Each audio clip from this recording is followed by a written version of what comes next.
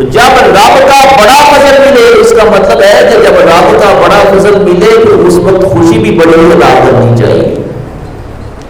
جتنا فضل زیادہ ہوگا اتنی خوشی بڑھتی چلی جاتی ہے، جتنی رحمت زیادہ ہوتی چلی جاتی ہے اتنی بندے کے دل میں خوشی زیادہ داخل ہوتی ہے، بندہ اس کو اور اچھے طریقے سے مناتا ہے، اور اچھے طریقے سے مناتا ہے. بیٹی بھی رحمت ہے. بیٹی ہوتی ہے گھر میں، وہ باپ جو ہے وہ خوشی منانے کا اس کا طریقہ ہوتا ہے، وہ خوشی مناتا ہے. لیکن جس کو جو ہے وہ اکٹھی بیٹیاں ہی ہوں، 2 بیٹیاں ہو جائیں، 3 بیٹیاں ہو جائیں، وہ ساری ہے رحمت ہی رحمت، جتنی بھی مل رہی ہے رب تعالیٰ کی بارگاہ سے رحمت ہی مل رہی ہے. لیکن اب وہ آرزو مند ہوتا ہے کہ اللہ تعالیٰ مجھے بیٹا عطا فرما دے. جب رب بیٹا عطا کرتا ہے تو اس وقت بھی اس کو رحمت ہی ملتی ہے، لیکن اس وقت اس کی خوشی کا عالم اور ہوتا ہے.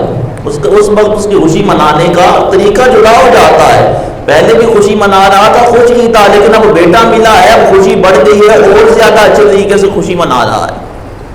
رات بندے کو بتا رہا ہے، محلے کے اندر جو ہے وہ مٹھائیاں تقسیم کر رہا ہے، لوگوں کو بتاتا پھر رہا ہے، اور لوگ جو ہے وہ مبارکباد دینے آ رہے ہیں. اس کا مطلب ہے کہ رحمت اور فضیلت اور اس پر خوشی کا دار و مدار ہے کہ وہ کتنی میسر آئی ہے. تو جب ہماری دنیاوی رحمتوں میں، دنیاوی نعمتوں میں یہ فضل کا عالم ہے، تو اس ذات پاک جس کے بارے میں اللہ فرماتا ہے وَقَانَ فَضْلُ اللَّهِ عَلَيْكَ عَظِيمًا، اے معبود تیرے اوپر رب کا عظیم فضل ہے، تیرے اوپر رب کا عظیم فضل ہے. عظیم، اس کے بارے میں یہ بحث موجود ہے تفاسیر کی کتب میں کہ عظیم کا معنی کیا ہے. اللہ عز و جل فرماتا ہے کل متاع الدنیا قلیل والآخرۃ خیر. اے معبود تم یہ کہہ دو یہ دنیا کا مال بڑا تھوڑا ہے، یہ دنیا کا مال بڑا تھوڑا ہے. یہ دنیا کا مال ہمارے لیے تھوڑا ہے. جس دنیا کے مال کے پیچھے جو ہے وہ اگر کسی کو ایک گاؤں کا جو ہے وہ پراپرٹی مل جائے، گاؤں کی زمین مل جائے، وہ جو ہے وہ اس کے پاؤں زمین پہ نہیں لگیں گے. اگر کسی کو جو ہے وہ کسی کوئی ایک امیر آدمی جو ہے وہ جس کے پاس کچھ دولت ہوتی ہے اس کے پاؤں زمین پہ نہیں لگتے کہ میرے پاس پیسہ ہے، میرے پاس دولت ہے. اللہ فرما رہا ہے متاع دنیا قلیل، یہ دنیا کا مال بڑا تھوڑا ہے. دنیا کے مال میں کیا ہے؟ دنیا کے مال میں ہزاروں، لاکھوں، کروڑوں، اربوں لوگ ہیں. ان لوگوں کی علیحدہ علیحدہ مالیتیں ہیں، ان کے علیحدہ علیحدہ کاروبار ہیں، ان کے علیحدہ علیحدہ کام ہیں، علیحدہ علیحدہ دنیا میں کروڑوں کھانے کی چیزیں ہیں، کروڑوں قسم کی کھانے کی چیزیں ہیں، دنیا میں کروڑوں قسم کے جو ہے وہ کام ہیں. ان کو اللہ تعالیٰ کہہ رہا ہے کل متاع دنیا قلیل، یہ سارا بہت تھوڑا ہے. یہ کیا ہے؟ یہ سارا بہت تھوڑا ہے اور اس کی بارگاہ میں تھوڑا ہے. لیکن جب معبود کے اوپر فضل کی باری آتی ہے تو کہتا ہے وَقَانَ فَضْلُ اللَّهِ عَلَيْكَ عَظِيمًا، معبود یہ سارا دنیا کا مال تھوڑا ہے، تیرے اوپر جو رب کا فضل ہے وہ بہت زیادہ ہے. وَقَانَ فَضْلُ اللَّهِ عَلَيْكَ عَظِيمًا، عظیم فضل ہے تیرے اوپر رب کا. اس عظیم کا معنی یہ ہے وَقَانَ فَضْلُ اللَّهِ عَلَيْكَ عَظِيمًا، اس کا مطلب ہے کہ حضور علیہ السلام یہ رب کا فضل ہے. کیا ہے؟ رب کا فضل ہے. حضور کی ذات رب کا کیا ہے؟ فضل ہے. دوسری جگہ فرمایا رحمت پہ خوشی کرنی ہے. اگر رحمت پہ خوشی کرنی ہے تو جب رحمت للعالمین مل جائیں تو اس پر کتنی خوشی کرنی چاہیے.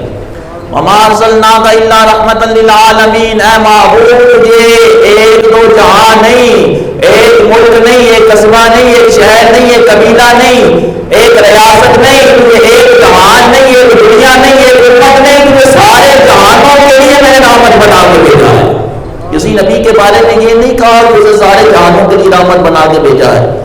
اللہ کے انبیاء رحمت ہوتے ہیں، وہ رب کا فضل ہوتے ہیں، لیکن کسی نبی کے بارے میں یہ نہیں کہا کہ اس کو سارے جہانوں کے لیے رحمت بنا کے بھیجا ہے.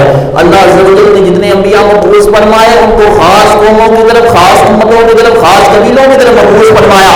اللہ رب العزت یہ بتانا چاہ رہا ہے معبود کے پیچھے گزر گئے ہیں جو امتیں گزر گئی ہیں حضرت آدم علیہ السلام سے لے کر، بلکہ ان سے پہلے سے لے کر جب سے میں نے یہ کائنات بنائی ہے اور جب سے میری شروع ربوبیت کا ظہور ہوا ہے اس وقت سے لے کر قیامت تک، بلکہ عبد الآباد تک جو ہے وہ میں تجھے رحمت للعالمین بنا کے بھیجا ہے، میں نے تجھے رحمت للعالمین بنا کے بھیجا ہے۔ اس کا مطلب یہ ہے کہ جب کچھ بھی نہیں تھا حضور اس وقت بھی رحمت تھے، اور جب کچھ بھی نہیں ہوگا حضور اس وقت بھی رحمت ہوں گے۔ رحمت للعالمین کا معنی یہ نہیں ہے کہ صرف انسانوں کے لیے رحمت ہے، رحمت للعالمین کا معنی یہ ہے کہ جس کو تم جانتے ہو حضور اس کے لیے بھی رحمت ہے، جس کو تم نہیں جانتے حضور اس کے لیے بھی رحمت ہے، حضور اس کے لیے بھی رحمت ہے، کیونکہ رب کے لشکروں کو تو کوئی جانتا نہیں ہے نا، جس کو تم جانتے ہو اس کے لیے تم جانتے ہو کہ حضور رحمت ہے، لیکن وہ کہہ رہا ہے جس کو تم نہیں جانتا میں نے ان کے لیے بھی حضور کو رحمت بنا کے بھیجا ہے۔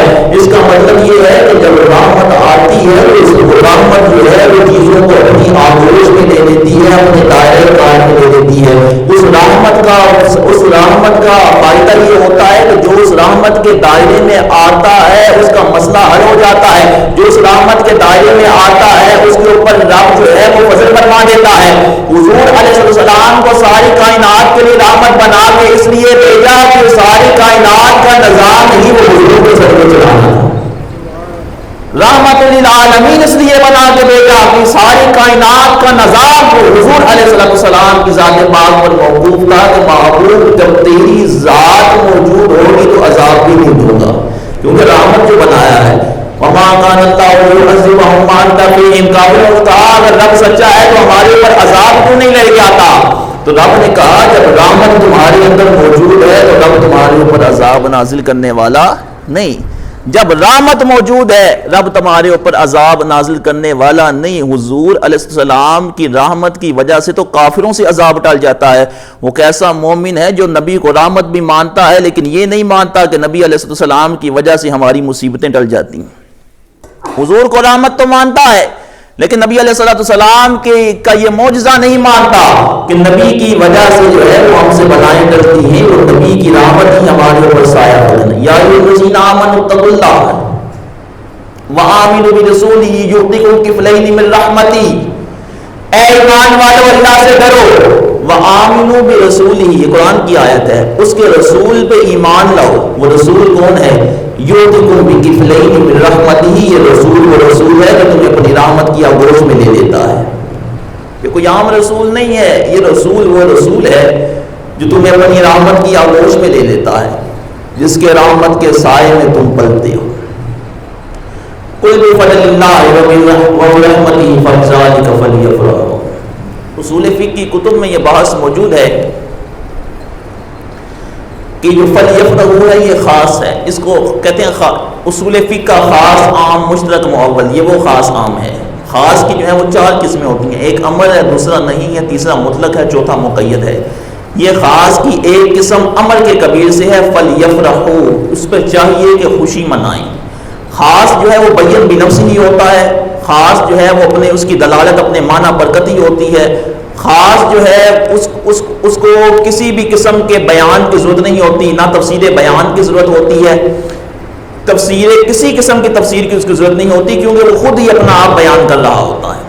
اور خاص کا حکم یہ ہوتا ہے، خاص جو چونکہ یہ امر جو ہے وہ خاص کی قسم سے ہے اور خاص بیان بنفس ہی ہوتا ہے، اور اللہ سے فرما رہا ہے فلیفرحوا۔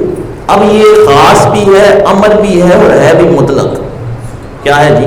مطلق۔ رسول فقہ کا یہ قاعدہ ہے کہ جب المطلق یجری علی اطلاقہ، جب اللہ تعالیٰ کسی لفظ کو مطلق بولے تو وہ مطلق اپنے اطلاق پہ باقی رہتا ہے، جب مقید بولے تو مقید اپنی تقیید پہ باقی رہتا ہے۔ اس کا مطلب یہ ہے کہ اللہ رب العزت نے فرح کو جو ہے وہ خوشی کو عام فرما دیا ہے۔ یہ نہیں بتایا خوشی کرنی کیسے ہے، یہ نہیں بتایا خوشی کرنی کب ہے، کسی چیز کو بیان نہیں فرمایا، فرمایا فَبِذَلِكَ فَلْيَفْرَحُوا، جب نعمت میسر آ جائے بس خوشی کرنی ہے جیسے بھی کرو۔ اس کا مطلب یہ نہیں ہے کہ شریعت کے دائرے سے پھلانگ جاؤ، شریعت کے دائرے سے نکل جاؤ، کیونکہ اللہ رب العزت جو ہے اس کی ذات شارع ہے۔ جب شارع کسی بات کا حکم دے تو اس کا مطلب یہ ہوتا ہے کہ جو شارع کا حکم ہے وہ شریعت کے دائرے میں رہ کے کرنا ہے، وہ شریعت کے دائرے سے نکلنا نہیں ہے، کیونکہ شارع کا مقصد ہی بات کرنے کا یہ ہے۔ اللہ عز و جل جو فرما رہا ہے کہ اس پہ خوشی منانی ہے، یہ نہیں بتایا خوشی کیسے منانی ہے۔ تو اصولی لوگ یہ کہتے ہیں، اصول فقہ کے ماہر علم اصول فقہ کے ماہر لوگ یہ کہتے ہیں کہ جب اللہ عز و جل کسی چیز کو مقید نہ فرمائے تو وہ عام ہوتا ہے، چاہے حلال طریقے سے خوشی مناؤ چاہے جیسے بھی مناؤ، اس کا طریقہ جدا ہو سکتا ہے۔ کوئی کسی طریقے سے خوشی مناتا ہے، اب مثال کے طور پہ کسی کے بیٹا پیدا ہوتا ہے یا کوئی امتحان میں پاس ہو جاتا ہے، وہ ہر بندے کا خوشی منانے کا ایک علیحدہ طریقہ کار ہوتا ہے۔ اب کسی کو جا کے آپ یہ تو نہیں کہہ سکتے بیٹا پیدا ہوا ہے جلیبیاں مانسلی تو کوئی شاید کام نہ کری، پتر پیدا ہوا ہے فلانا عمل کر لی اور اس کے علاوہ جو ہے وہ شریعت مطابق آپ اس کو نہیں مقید کر سکتے۔ وہ کہے گا بھائی میں کوئی گناہ کا کام نہیں کروں گا، جو بھی میرے توفیق میں ہوگا استطاعت میں ہوگا میں اس کے مطابق خوشی کروں گا، اور اللہ عز و جل نے کسی بات سے مجھے منع نہیں کیا اور کوئی بندہ اس کو روکنے والا بھی نہیں۔ جب جو ہے وہ دنیا ہمارا یہ دنیا میں معاملہ ہے، کوئی عالم دین منع نہیں کرتا، کوئی مفتی منع نہیں کرتا، نہ قرآن منع کرتا ہے نہ حدیث منع کرتی ہے، تو جب اللہ کے رسول کا میلاد آ گیا ہے، ہم کہتے ہیں حضور آ گئے ہیں دنیا کے اندر، اس وقت اگر ہم خوشی منائیں تو کچھ کہنے والے یہ کیوں کہتے ہیں کہ نہیں جی اے طریقہ کار سے منانا ہے، درست ہی نہیں ہے، اے طریقہ کار سے ثابت ہی نہیں ہے۔ اگر تمہارے بچے کا میلاد منانا، میلاد کہتے ہیں پیدائش کو، میلاد کس کو کہتے ہیں؟ پیدائش۔ میلاد النبی کا معنی ہے حضور کی پیدائش، حضور کی سالگرہ۔ حضور علیہ السلام جس دن دنیا میں تشریف لائے اس دن کو حضور کا میلاد کہا جاتا ہے۔ وہ ہر بندے کا میلاد کا ایک دن ہوتا ہے، اسی وجہ سے حضور کا بھی ایک میلاد کا دن ہے۔ اس وقت جو ہے وہ کسی کو منع نہیں کیا، کیونکہ قرآن نے کہا فَلْيَفْرَحُوا۔ امام فخر رازی نے تفسیر کبیر میں جگہ جگہ یہ لکھا ہے کہ العبرۃ بعموم اللفظ لا بخصوص السبب، کہ اعتبار لفظ کی عمومیت کا ہوتا ہے، سبب کی خصوصیت کا اعتبار نہیں ہوتا۔ کہ قرآن پاک جو ہے وہ اس کے شان نزول جو ہے وہ اگر کسی ایک آیت کے بارے میں نازل ہوا ہے اس کا مطلب یہ نہیں ہے کہ اسی میں مقید ہو گیا ہے اور جو ہے وہ باقی کو وہ شامل نہیں ہے۔ اگر یہ مراد لیا جائے تو قرآن کے احکام جو ہیں وہ بہت مقید ہو جائیں گے۔ مثال کے طور پہ قرآن پاک میں جو سورہ نور ہے اس کا جو نزول ہے وہ اس وقت آپ جانتے ہیں کہ اس کا جو شان نزول ہے وہ خاص ہے۔ وہ جب سیدہ کائنات سیدہ عائشہ صدیقہ رضی اللہ تعالیٰ عنہ پر جب تہمت لگی تو اللہ عز و جل نے اس وقت اس کو نازل فرمایا، اور آیتیں جو عفق کی آیات ہیں، جو قذف کی آیات ہیں، یہ اس وقت اتنی ہیں۔ اس کے علاوہ جو لعان کے معاملات ہیں، دوسرے جو معاملات ہیں حد قذف کے، وہ بھی خاص موقعوں پر اتنے ہیں۔ لیکن اس کا مطلب یہ نہیں ہے کہ وہ بعد میں چاہنے والا کہے نہیں اونا واسطے اسی ساڑھے واسطے تو قرآن نے نہیں کیا، تو آڑے واسطے کوئی بکرا نہیں کہنا ہے، قرآن نے بس ان پر کیا دیتا ہے۔ آپ کے لیے کوئی علیحدہ قرآن نازل نہیں ہوگا کہ اس میں اللہ تعالیٰ تمہارا نام لے کے مخاطب کرے گا، یا ایھا الذین آمنوا نہیں کہے بلکہ کہے یا ایھا الذین فلاں، اے فلاں بن فلاں، اس کا نام لے اس کو مخاطب کرے اور اس کو کہے کہ تم نے فلاں کام نہیں کرنا، پھر بندہ کہے ہاں اب رب تعالیٰ نے مجھے کہا ہے اب کام نہیں کرنا۔ یہ کوئی جاہل شخص ہی ہو سکتا ہے، دین کی روح سے ناآشنا شخص ہی ایسی بات کر سکتا ہے۔ جو عقل مند شخص ہے، جو قرآن و حدیث کے نصوص کو سمجھنے والا ہے، وہ ایسی بات کبھی نہیں کر سکتا۔ جب قرآن نے کہا یا ایھا الذین آمنوا، اس میں ایمان والے مرد بھی شامل ہیں، ایمان والی عورتیں بھی شامل ہیں، سب اس میں شامل ہیں، صحابہ بھی شامل ہیں، قیامت تک آنے والے جو ہیں لوگ شامل ہیں۔ حضور علیہ السلام کا میلاد، حضور علیہ السلام کے میلاد کے بارے میں الحمدللہ گفتگو چل رہی ہے کہ میلاد کس کو کہتے ہیں اور میلاد کرنا کہاں لکھا ہے۔ یہی سوال ہوتے ہیں نا آج کل، جب بھی کسی سے بیٹھ جائیں، کسی کے پاس ایسے بندے کے پاس بیٹھ جائیں جس کو جو ہے وہ بد مذہبیت کی بو سونگی ہو جس نے، تو یہی سوال کرتا ہے کہ میلاد کتنے رہے؟ میلاد جو ہے وہ منانا جو ہے وہ اللہ کے رسول علیہ السلام سے ثابت ہے؟ کیا صحابہ کرام سے ثابت ہے؟ کیا اللہ کے رسول علیہ السلام نے میلاد منایا؟ صحابہ نے میلاد منایا؟ تابعین نے میلاد منایا؟ قرون اولیٰ میں، ثانیہ میں، ثلاثہ میں میلاد ہوتا رہا؟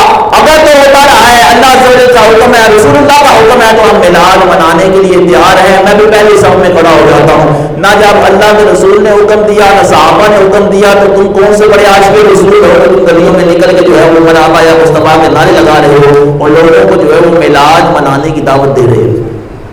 یہ سوال کیا جاتا ہے نا۔ اللہ کے رسول علیہ السلام کا کسی کام کا حکم دینا اور حضور علیہ السلام کا کسی کام کو منع کرنا، یہ ہمارے لیے حجت ہے۔ جب اللہ کے رسول علیہ السلام کسی کام کا حکم دیں فلاں کام کر لو، ہمارے لیے ضروری ہو جاتا ہے ہم اس کام کو کریں. جب اللہ کے رسول فلاں کام سے منع کر دیں فلاں کام نہیں کرنا, ہمارے لیے ضروری ہو جاتا ہے ہم اس کام سے منع ہو جائیں. ترمذی شریف کے اندر روایت موجود ہے, حدیث پاک میں آتا ہے اللہ کے محبوب علیہ السلام نے ارشاد فرمایا الحلال ما حل اللہ والحرام ما حرم اللہ وما سقط عنه فهو معفو. فرمایا حلال وہ ہے جو رب نے حلال کر دیا ہے, حرام وہ ہے جو رب نے حرام کر دیا ہے. فرمایا جس کے بارے میں اس نے خاموشی رکھی ہے, سکوت اختیار فرمایا ہے, فرمایا فهو معفو عنه, وہ تمہیں معاف ہے, تمہاری مرضی ہے اس کو کرو یا نہ کرو, تمہاری مرضی ہے اس کو کرو. اس کا مطلب ہے کہ مسئلے دو نہیں ہیں, مسئلے ترین ہیں, حلال بھی ہے اور حرام بھی ہے. تیسری صورت وہ چیز ہے کہ جس کے بارے میں رب نے کچھ بھی نہیں کہا, وہ صورت جس کے بارے میں رب نے کچھ بھی نہیں کہا, نہ اس کو حلال کہا نہ حرام کہا, لیکن وہ حلال کے زمرے میں آتا ہے. کیوں؟ کیونکہ جب اس نے حرام کو بیان فرما دیا ہے تو اس کا حرام کو بیان فرما دینا یہ اس بات پر دلیل ہے کہ باقی جو چیزیں رہ گئی ہیں وہ ساری حلال ہیں. وہ ساری کیا ہیں؟ وہ حلال ہیں. کیونکہ حرام چیزیں یہ تھوڑی ہیں. اگر دین میں 100 چیزیں ہیں, 95 چیزیں حلال ہیں, 5 چیزیں حرام ہیں, عقل مندی کا تقاضا یہ ہوتا ہے کہ 5 کا تذکرہ کر دیا جائے کہ یہ 5 حرام ہیں تاکہ 95 جو ہیں وہ نکل جائیں. اور بے عقلی کا تقاضا یہ ہوتا ہے کہ 95 کا تذکرہ لکھ دیا جائے, 95 کا تذکرہ لکھ دیا جائے یہ 95 حلال ہیں اور 5 کو چھوڑ دیا جائے. اب بندوں کو وہ بھی نہیں پتہ لگا کہ جو 5 حرام ہیں وہ ہیں کون سی. حلال کے بارے میں تو بتانے کی ضرورت نہیں تھی, حلال تو بندوں نے ویسے ہی کھا لینا ہے. جو بتانے کی ضرورت تھی وہ حرام کے بارے میں تھی کہ حرام کے بارے میں بتایا جاتا کہ حرام کون کون سی چیزیں. اللہ رب العزت نے قرآن پاک میں یہی جو ہے وہ حرام چیزوں کی نشاندہی فرما دی اور فرمایا کلوا واشربوا ہنیئا بما کنتم تعلمون, آپ کھاؤ اور پیو. امام فخر الدین رازی فرماتے ہیں جو رب تعالیٰ یہ فرما رہا ہے نا کھاؤ اور پیو, اس کا مطلب یہ ہے کہ اللہ رب العزت نے اس کائنات میں جتنی بھی چیزیں پیدا فرمائی ہیں سب کا کھانا حلال ہے. جتنی بھی اس نے پینے کے مشروبات پیدا کیے ہیں سب کا پینا حلال ہے. جس چیزوں کو اس نے کھانے اور پینے سے حرام کر کے نکال دیا ہے وہ سارے حرام ہیں, باقی سارے حلال ہیں. سمجھ آ گئی بات کی؟ وہ سارے حلال ہیں, باقی وہ حرام ہیں, باقی سارے جو ہیں وہ حلال ہیں. اللہ کے محبوب علیہ السلام کی احادیث مبارکہ میں حضور علیہ السلام نے خود اپنے میلاد کو بیان فرمایا ہے. یہ چند موٹی موٹی اصولی باتیں ہیں جو ہر بندے کے ذہن نشین ہونی چاہیے, ہر بندے کو یاد ہونی چاہیے, ہر بندے کو اس کی سمجھ ہونی چاہیے کہ ہم اگر میلاد شریف منا رہے ہیں تو یہ میلاد منانا جو ہے وہ اللہ کے رسول علیہ السلام کی محبت کا باعث کیسے ہے, یہ صحابہ کی محبت کا باعث کیسے ہے. حضور علیہ السلام مسلم شریف کی روایت ہے اللہ کے محبوب علیہ السلام مسجد نبوی میں تشریف لے کے صحابہ کو دیکھا کہ وہ بیٹھے ہوئے ہیں اور کسی بات کے اندر مذاکرہ کر رہے ہیں, کسی بات کے اندر مذاکرہ کر رہے ہیں. حضور علیہ السلام نے پوچھا ہے صحابہ تم کس بات کے اندر مذاکرہ کر رہے ہو, کیا گفتگو کر رہے ہو؟ انہوں نے عرض کی یا رسول اللہ ہم اس لیے بیٹھے ہیں کہ ہم اللہ عز و جل کا شکر ادا کر رہے ہیں علامہ ہدانا للاسلام ومن علینا بکا, کہ اس نے ہمیں اسلام عطا کیا ہے اور آپ جیسا نبی عطا کر دیا ہے. ہمیں اسلام بھی دیا ہے اور آپ جیسا نبی بھی عطا کر دیا ہے. اس بات کے لیے ہم بیٹھے ہیں اور ایک دوسرے سے تذکرہ کر رہے ہیں. تو حضور علیہ السلام نے ارشاد فرمایا کہ صحابہ مجھے اس بات کی قسم دیتے ہو کہ اسی لیے بیٹھے ہو. صحابہ نے اس کی یا رسول اللہ ہم قسم دینے کے لیے تیار ہیں, ہم اسی بات کے لیے بیٹھے ہیں کہ رب کا شکر ہی ادا کر رہے ہیں اور آپ مل گئے ہیں اس پہ رب کا شکر ادا کر رہے ہیں. تو فرمایا کہ مجھے تم پہ کوئی اعتراض نہیں ہے, میں نے مجھے تم پر کوئی شک نہیں ہے, میں نے صرف تم سے اس لیے پوچھا ہے کہ ابھی جبریل امین میرے پاس آئے اور انہوں نے مجھے آگے خبر دی ان اللہ یباہی بکم الملائکہ, یا رسول اللہ یہ آپ کے صحابہ بیٹھ کے مذاکرہ کر رہے ہیں, ان پہ رب اتنا راضی اپنے فرشتوں کے اندر فخر فرما رہا ہے, اپنے فرشتوں کے اندر جو ہے وہ صحابہ کے عمل پہ فخر فرما رہا ہے, اس بات پہ فخر فرما رہا ہے کہ یہ بیٹھ کے میری دی ہوئی ہدایت کا اور میری دی ہوئی نعمت کا شکر ادا کر رہے ہیں. آج لوگ کہتے ہیں کہ یہ نعمت کا شکر ادا کرنا اور فضل کا شکر ادا کرنا جو ہے وہ گلیوں میں نکل کے کہاں لکھا ہے, یہ صحابہ کی سنت ہے. وہ مسجدوں میں بیٹھ کے اللہ کے رسول کا تذکرہ کیا کرتے تھے. انہوں نے نہیں پوچھا یا رسول اللہ آپ نے قرآن کی کون سی آیت میں لکھا ہے کہ مسجد میں بیٹھ کے جو ہے وہ میری نعمتوں کا شکر ادا کرنا, اور اللہ جب جو نبی عطا کیا ہے اس نبی کے ملنے پہ جو ہے میرا شکر ادا کرنا. انہوں نے نہیں پوچھا کیونکہ انہیں معلوم تھا یہ ہمارے نبی لوگ ہیں, یہ ہمارے جاہل لوگ ہیں جن کو قرآن کی شریعت کے نصوص کی خبر نہیں ہے. وہ اعلیٰ فقیہ فقاہت والے لوگ تھے, وہ قرآن کی نصوص کو سمجھنے والے تھے, وہ قرآن کو جاننے والے تھے. اس وجہ سے انہیں کوئی اعتراض لاحق نہیں ہوا, انہوں نے کوئی اعتراض نہیں کیا, وہ ماننے والے تھے اور وہ اللہ کے رسول علیہ السلام کی تعظیم میں سے جو ہے وہ دل و جان سے حضور کی تعظیم کرنے والے تھے. صحابہ نے حضور سے نہیں پوچھا, صحابہ نے اللہ کے رسول علیہ السلام کے وضو فرمایا, حضور وضو فرماتے, صحابہ کرام اس وضو کا پانی لینے کے لیے دوڑ پڑتے. کسی نے نہیں کہا یا رسول اللہ آپ نے قرآن کی کون سی آیت میں کہا ہے, کوئی صحابی نہیں اٹھا کہ جب نبی وضو کرے تو اس کے پاس چلے جایا کرو, نبی کے وضو کا پانی لے کے اپنے چہرے پہ مل لیا کرو. کسی صحابی نے یہ نہیں پوچھا یا رسول اللہ آپ کا بھی فرمان موجود نہیں ہے, قرآن کی بھی کوئی آیت موجود نہیں ہے, کیا یہ صحابہ کرام کہیں بدعت تو نہیں کر رہے. کسی نے اعتراض نہیں کیا کیونکہ انہیں معلوم تھا کہ نبی کی محبت میں جو کام کیا جائے وہ نبی کی محبت میں کام کرنے والا, کام کو راضی کرنے والا کام ہوتا ہے. حدیث پاک میں آتا ہے نا, ویسے میلاد شریف تو اتنا پرانا ہے, یہ میلاد شریف بریلی سے نہیں آیا, یہ کوئی امام احمد رضا خان نے نہیں نکالا. میلاد کو سب سے پہلے تو میلاد جو ہے وہ حضور علیہ السلام کا رب نے میلاد کیا ہے. میلاد سب سے پہلے جو ہے وہ اللہ عز و جل نے میلاد کی خبر دی ہے, وہ اللہ عز و جل نے بتایا ہے کہ نبی کا میلاد منایا کیسے جاتا ہے. خصائص الکبریٰ میں اس کے علاوہ کتب حدیث میں یہ روایت موجود ہے جب اللہ کے رسول علیہ السلام کی اس دنیا میں جلوہ افروزی ہوئی, حضور علیہ السلام اس دنیا میں جلوہ فرما ہوئے, حضور علیہ السلام کی آمد کے ساتھ ہی وہ ایران کا آتش کدہ جو 1000 سال سے جل رہا تھا اور 1000 سال سے اس کی عبادت ہو رہی تھی, وہ آتش کدہ بجھ گیا. حضور علیہ السلام کی آمد سے وہ کسریٰ کا محل, اس کے 14 کنگرے گر گئے اور جو یہ بتا دیا کہ جب نبی آ گیا ہے تو یہ بادشاہوں کی اب ضرورت نہیں ہے, یہ تمہاری بادشاہیوں کو مٹا دے گا. اس آتش کدے کو بجھا کے یہ بتا دیا کہ یہ نبی ایسا آ رہا ہے کہ 1000 سال سے پھیلا ہوا کفر بھی یہ نبی مٹا دے گا. اس آتش کدے کو بجھا کے یہ بتا دیا, اس نبی کے آنے سے اللہ نے سارے اس رات سارے گھروں میں جو بچہ پیدا ہوا اللہ نے سارے کو نگنا اور عطا فرمائی. یہ بتا دیا کہ یہ نبی کوئی عام نبی نہیں ہے, یہ نبی ایسا ہے نبی کے آمد, اس نبی کے آنے سے جو ہے وہ نسلوں کو سنبھال دیتا ہوں. اور وہ جو حضور علیہ السلام کے وقت میں جو اولادیں پیدا ہوئیں اور وہ اعلیٰ درجے کے تقوی والے پرہیزگاری والے ہوئے, یہ بھی جو ہے وہ خصائص الکبریٰ میں اس کے علاوہ کتب میں یہ روایت موجود ہے. تو نبی کی آمد سے تو اللہ عز و جل نے جو ہے جبریل امین کو بھیجا, انہوں نے جو 2 جھنڈے نصب کیے, ایک مشرق میں ایک مغرب میں, اور یہ جھنڈے نصب کر کے بتا دیے کہ یہ نبی کے آنے کا پروٹوکول ہے. یہ کوئی عام, اگر کوئی عام جو ہے وہ دنیا دار نہیں کہ دنیا کا بھی بڑا آ رہا ہو نا, کوئی بڑا وزیر مشیر آ ہو تو پہلے یہ سب کو جو ہے وہ بتایا جاتا ہے, متنبع کیا جاتا ہے کہ کوئی آ رہا ہے.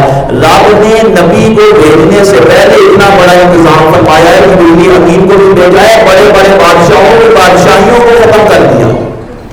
اور حضور علیہ السلام کی جب پیدائش ہوتی ہے, سیدہ آمنہ رضی اللہ تعالیٰ عنہ فرماتی ہیں حضور نے فرمایا کہ انی عند اللہ مکتوب خاتم النبیین وان آدم لمجدد فی دینتہ وسأخبرکم بأول امری ان دعوۃ ابراہیم وبشارۃ عیسیٰ ودعوۃ امی التي رأت ہینا ودعتنی وقد خلق لها نور اضاءت لها من قصور الشام.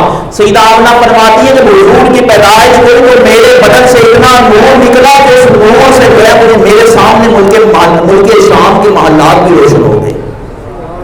ملک شام بیٹھی کہاں ہے؟ مکے میں, وہ شام کدھر ہے؟ فرماتی ہیں اتنا نور نکلا ہے, اس نور کی روشنی سے میرے سامنے ملک شام کے محلات بھی مجھے نظر آ رہے ہیں. اس نبی کی آمد پہ تو رب نے اتنا نور بھیجا دیا ہے, اور تم ابھی یہی سوچ رہا ہے کہ نبی کی آمد پہ جھنڈا لگانا کیسا ہے. نبی کی آمد پہ جو ہے وہ جھنڈا لگانا جبریل امین کی سنت ہے. نبی کی آمد پہ جو ہے وہ نورانی لائٹیں لگانا, یہ نورانی لائٹیں لگانا یہ حدیث نور ہمیں بتا رہی ہے کہ جس نبی کو رب نے نور بنا کے بھیجا ہے اسی نبی کے امتیوں کے قسمت میں رب نے نورانی لائٹیں رکھی ہیں.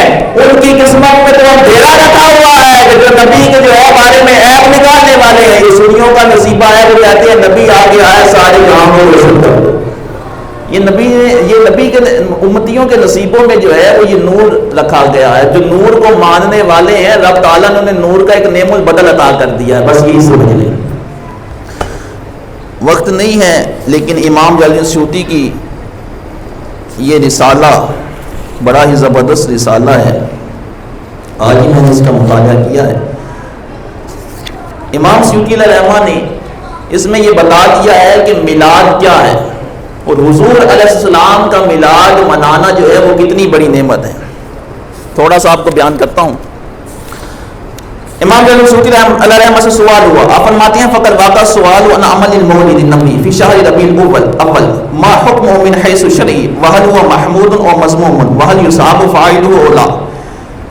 ایک محدث تھے امام تاج الدین فاقہانی، ان کو یہ شبہ لاحق ہوا کہ حضور کا میلاد تو نہ کتاب اللہ میں ہے نہ سنت نبوی میں ہے، یہ میلاد جو ہے وہ امام سیوطی کے زمانے میں بھی ایسے ہی منایا جاتا تھا جیسے آج منایا جا رہا ہے۔ یہ میلاد 100 سال پرانا نہیں ہے، یہ 200 سال پرانا نہیں ہے، میلاد کی تاریخ آج سے 500-600 سال پرانی ہے۔ امام سیوطی کا سن وفات ہے 911 ہجری۔ سب سے پہلے شیخ ابو سعید مظفر جو کہ اربل کا بادشاہ تھا، اس نے جو ہے وہ محفل میلاد کو منعقد کیا۔ آپ فرماتے ہیں وَإِنْدِي أَنَّ أَصْلَ عَمَلِ الْمَوْلِدِ الَّذِي هُوَ اجْتِمَاعُ النَّاسِ وَقِرَاءَةُ مَا تَيَسَّرَ مِنَ الْقُرْآنِ وَرِوَایَةُ الْأَخْبَارِ الْوَارِدَةِ فِي مَبْدَإِ أَمْرِ النَّبِيِّ صلی اللہ علیہ وسلم وَمَا وَقَعَ فِي مَوْلِدِهِ مِنَ الْآيَاتِ ثُمَّ يُمَدُّ لَهُ سِمَاتٌ يَأْكُلُونَهُ وَيَنْصَرِفُونَ مِنْ غَيْرِ زِيَارَةٍ عَلَى ذَلِكَ هُوَ مِنَ الْبِدَعِ الْحَسَنَةِ۔ آپ فرماتے ہیں میلاد کے بارے میں پوچھا ہے، اسی میلاد کے بارے میں پوچھ رہے ہو جس میلاد میں جو ہے وہ رب کا ذکر کیا جاتا ہے، جس میلاد میں نبی کی تعریف بیان کی جاتی ہے، جس میلاد میں قرآن پڑھا جاتا ہے، جس میلاد میں جو ہے وہ لوگ اکٹھے ہوتے ہیں اور کچھ لنگر جو ہے وہ پکا کے تقسیم کر دیا جاتا ہے۔ آپ فرماتے ہیں اس میں کوئی حرج نہیں ہے، یہ بڑا اچھا کام ہے۔ اور کیا لما فیہ من تعظیم قدر النبی، اس میں نبی کی تعظیم ہے، وَإِظْهَارِ الْفَرْحِ وَالْإِسْتِبْشَارِ بِمَوْلِدِهِ شریف، اور اس میں خوشی کا اظہار ہے، بشاشت کا اظہار ہے کہ حضور آ گئے ہیں۔ وَأَوَّلُ مَنْ أَحْدَثَ فِعْلَ ذَلِكَ صَاحِبُ إِرْبَلِ الْمَلِكِ الْمُظَفَّرِ ابو سعید کوکبئی۔ آپ فرماتے ہیں سب سے پہلے یہ کام جو ہے ابو سعید مظفر جو اربل کا بادشاہ تھا، اس نے سب سے پہلے جو ہے حضور علیہ السلام کا میلاد منایا، حضور کی میلاد کی جو ہے وہ زبردست عظیم الشان محفل منعقد کیا کرتا تھا۔ اور اس میں جو ہے وہ آگے طویل معاملہ ہے، میں چند باتیں بیان کرتا ہوں۔ امام فاقہانی نے ایک اعتراض کیا، وہ کہتے ہیں لا اعلم لهذا المولد اصلا فی کتاب ولا سنہ۔ امام فاقہانی کہتے ہیں وہی اعتراض جو آج دیوبند بندی حضرات کرتے ہیں، وہ کہتے ہیں کہ یہ کتاب میں نہیں ہے، یہ سنت میں نہیں ہے۔ امام فاقہانی نے بھی یہی کہا۔ آپ نے کیا کہا؟ نفی العلم لا یلزم منہ نفی الوجوب۔ آپ نے فرمایا کہ اگر تجھے معلوم نہیں ہے تو علم کا نہ ہونا، نفی العلمی، آپ کے پاس اس چیز کے علم کا نہ ہونا کہ یہ کتاب اللہ میں نہیں ہے، سنت میں نہیں ہے، اس کا مطلب یہ نہیں ہے کہ اس کا وجود بھی نہیں ہے۔ اور آپ نے جو ہے وہ آگے علماء کے حوالے سے لکھا کہ کن کن علماء نے جو ہے وہ اس کو مستحب لکھا ہے، کن کن علماء نے لکھا کہ یہ میلاد کرنا بدعت حسنہ ہے، اور یہ جو ہے وہ اللہ کے رسول علیہ السلام کی محبت کو بڑھانے والا ہے اور حضور علیہ السلام کی تعظیم اور تکریم میں سے ہے۔ تو یہ رسالہ جو ہے وہ امام سیوطی علیہ الرحمہ نے بڑے اچھے طریقے سے جو ہے حضور علیہ السلام کے میلاد کو ثابت فرمایا ہے۔ مسلم شریف کے اندر روایت موجود ہے، اللہ کے محبوب علیہ السلام نے ارشاد فرمایا کہ من سن فی الاسلام سنتا حسنہ فلہ اجرھا، جو حدیث پاک ہے نا جو ترمذی شریف کے اندر ہے، وَإِيَّاكُمْ وَمُحْدَثَاتِ الْأُمُورِ فَإِنَّ كُلَّ مُحْدَثَةٍ بِدْعَةٌ وَكُلُّ بِدْعَةٍ ضَلَالَةٌ وَكُلُّ ضَلَالَةٍ فِي النَّارِ۔ حضور نے فرمایا نئی آنے والی چیزوں سے بچو، نئی آنے والی چیزوں سے بولو۔ فرمایا ہر نئی آنے والی چیز کیا ہے؟ بدعت ہے۔ فرمایا ہر بدعت گمراہی ہے، ہر گمراہی جہنم میں ہے۔ ہر نئی آنے والی چیز کیا ہے؟ بدعت ہے۔ ہر بدعت کیا ہے؟ کل بدعۃ ضلالہ، ہر بدعت گمراہی ہے، ہر گمراہی جہنم میں ہے۔ اس کے اوپر تو تفصیلی بحث ہے کہ حضور کے اس فرمان کا مطلب کیا ہے۔ اس کا اگر صغرا اور کبرا ملال کے نتیجہ نکالا جائے تو نتیجہ بڑا بھیانک نکلتا ہے۔ نتیجہ کیا نکلتا ہے؟ حضور فرما رہے ہیں محدثات الامور سے بچو، نئی آنے والی چیزوں سے بچو۔ نئی آنے والی چیز بدعت ہے، اور فرمایا کہ ہر نئی آنے والی چیز بدعت ہے، چاہے وہ دین میں ہو یا دنیا میں ہو۔ اس کا مطلب یہ ہے کہ محدثات الامور یہ سارے بدعت ہیں، اور ہر بدعت گمراہی ہے۔ اس کا مطلب ہے کہ محدثات الامور جو ہیں وہ گمراہی ہیں، اور اس بات کو تسلیم کوئی بندہ نہیں کرتا کہ ہر نئی آنے والی چیز جو ہے وہ گمراہی کرا پائے، کیونکہ ہمارے دنیاوی معاملات کے اندر کتنی چیزیں جو ہیں وہ نہیں ہیں۔ جس مسجد میں آپ بیٹھے ہیں، یہ حضور علیہ السلام کے دور میں اس طرح سے مسجد نہیں بنائی جاتی تھی۔ حضور نے خبر تو دے دی تھی کہ تم یہودیوں کی طرح بڑے بڑے مسجدیں بنا لو گے، آج بنا لی ہیں، لیکن یہ مسجد کو کوئی بدعت کہنے والا نہیں ہے اس طرح کی مسجد بنانے کو۔ وہ مدارس کے اندر جو ہے وہ نصاب جو پڑھایا جاتا ہے، صرف و نحو کی تعلیم جو دی جاتی ہے، جو علوم پڑھائے جاتے ہیں، ان کو بدعت کہنے والا کوئی نہیں ہے۔ اگر بدعت کہنا ہے تو وہ میلاد کو ہی بدعت کہنے والا۔ فرمایا کہ فَإِنَّ كُلَّ مُحْدَثَةٍ بِدْعَةٌ، ہر نئی آنے والی چیز بدعت ہے اور ہر بدعت گمراہی ہے۔ امام نووی نے شرح صحیح مسلم میں اس بات کو ذکر فرمایا ہے کہ جو کل بدعۃ دلالہ ہے، یہ عام مخصوص البعد ہے۔ اس کا مطلب یہ نہیں ہے کہ حضور فرما رہے ہیں ہر بدعت گمراہی ہے، اس کا مطلب یہ ہے کہ ہر بدعت سیئہ، ہر بری بدعت گمراہی ہے۔ اس میں صفت جو ہے وہ محذوف ہے۔ وہ کیا آپ فرماتے ہیں، اس کا مخصص یہ حدیث بھی ہے جس حدیث کے اندر اللہ کے رسول نے فرمایا من سن فی الاسلام سنۃ حسنۃ فلہ اجرھا، حضور فرماتے ہیں کہ جس نے اسلام میں اچھے طریقے کو رائج کیا اس کو اس کا ثواب ملے گا۔